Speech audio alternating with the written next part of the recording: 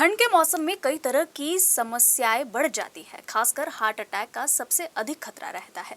इसलिए लोगों से खान पान के साथ अपने स्वास्थ्य पर विशेष ध्यान देने की सलाह दी जाती है।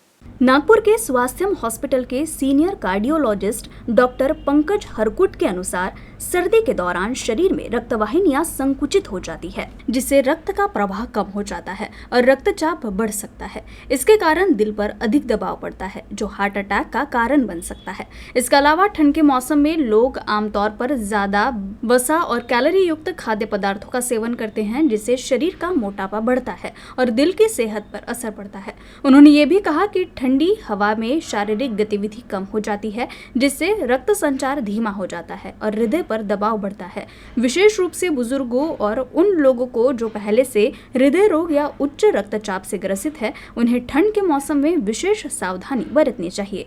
जाड़ों के महीने आ रहे हैं, सर्दियाँ आ रही है, तो बहुत बार ये सवाल आता है मरीजों की तरफ से, और हम भी देखते हैं कि हार्ट अटैक का जो प्रतिशत होता है, ब्रेन स्ट्रोक का जो प्रतिशत होता है, जाड़ों के महीने में काफ़ी ज़्यादा होता है।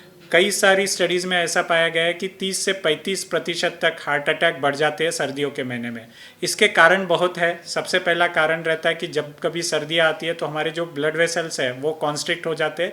इसकी वजह से ब्लड प्रेशर बढ़ जाता है और जिसकी वजह से हार्ट को इस कॉन्स्ट्रिक्टेड ब्लड वेसल के अगेंस्ट में काम करना होता है, और इस बढ़े हुए ब्लड प्रेशर के अगेंस्ट में काम करते समय जो हार्ट के ब्लॉकेजेस है वो भी बढ़ जाते हैं, उनके फटने के चांसेस रहते हैं और हार्ट अटैक होने की संभावना रहती है।